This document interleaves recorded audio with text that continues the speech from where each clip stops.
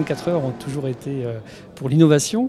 Et cette année, nous avons décidé de faire un grand pas en avant, puisque nous avons réduit la consommation d'énergie fossile de 30% pour les voitures en P1.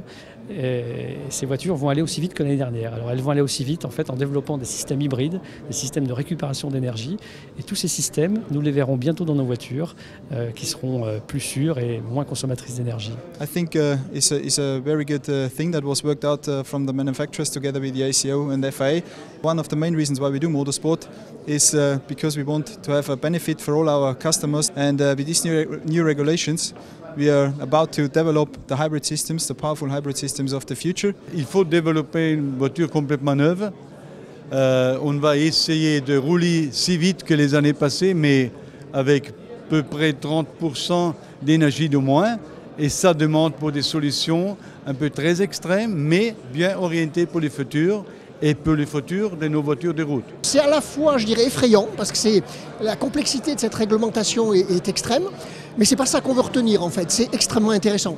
Déjà le sport automobile c'est passionnant, là tout prend une autre dimension, on a rajouté beaucoup de degrés de liberté, on a maintenant chez nous 2 moteurs électriques, un moteur essence avec des choses compliquées comme des trompettes pilotées, les ingénieurs s'amusent énormément.